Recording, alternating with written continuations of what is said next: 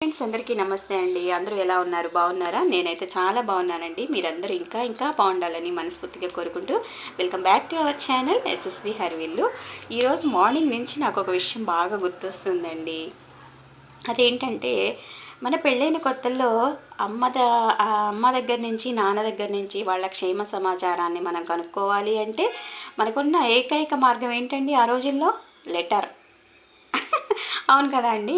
ఈ అమ్మకి నాన్నకి లెటర్ రాయాలంటే ఒక షాప్కి వెళ్ళినప్పుడే చాలా లెటర్స్ తెచ్చేసుకుని అలా పెట్టుకుని చక్కగా తీరిగ్గా పని అంతా అయిన తర్వాత కూర్చుని ఒక పెన్ను పట్టుకొని ఒక పుస్తకం ఒత్తు పెట్టుకొని చక్కగా రాసేవాళ్ళమండి. ఏమని రాసేవాళ్ళమంటే మా నానమ్మ తాతయ్య ఉండేవాళ్ళండి. వాళ్ళని ఎప్పుడు కూడా నానమ్మ తాతయ్య అని పిలిచేవాళ్ళం కాదనమాట. అమ్మమ్మ తాతయ్య అని పిలిచేదాన్ని. ఫస్ట్ వాళ్ళతో స్టార్ట్ చేసేదాన్ని. పూజ్యులైన అమ్మమ్మకు తాతయ్యకు నమస్కారాలు. ఏం చేస్తున్నారు? ఎలా ఉన్నారు? టైంకి భోజనం తింటున్నారా? టాబ్లెట్స్ వేసుకుంటున్నారా? తాతయ్య బి కాంప్లెక్స్ ఇంజక్షన్లు చేయించుకుంటున్నాడా? అమ్మ చేస్తున్నావా నువ్వు ఇంజక్షను? ఇలా మాట్లాడేదాన్ని.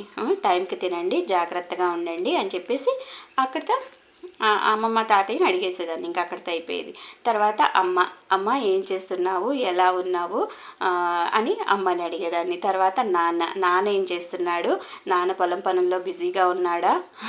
గేదెలు పాలిస్తున్నాయా అమ్మ అని ఇలా అడిగేదాన్ని. తర్వాత తమ్ముడు దగ్గరికి వచ్చేటప్పటికి అమ్మ తమ్ముడు ఏం చేస్తున్నాడు? రోజు కాలేజీకి వెళ్తున్నాడా? బాగా చదువుకుంటున్నాడా? అని ఇలా చక్కగా అడిగేవాళ్ళం అండి.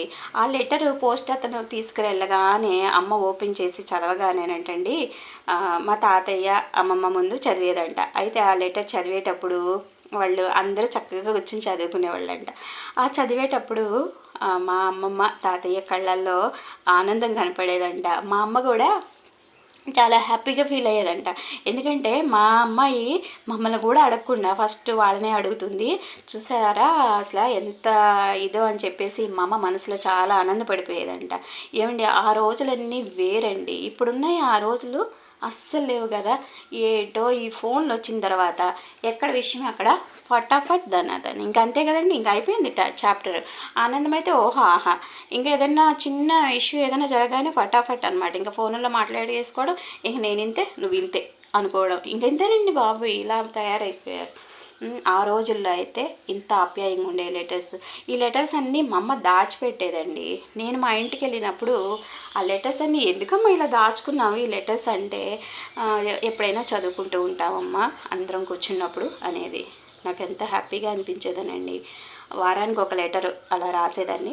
తర్వాత ఫోన్లు వచ్చిన తర్వాత ఇక మీకు చెప్పే పని లేదు కదండి, ఇలాగే మాట్లాడుకుంటూ ఉంటాము. అయితే ఆ రోజులు వేరండి.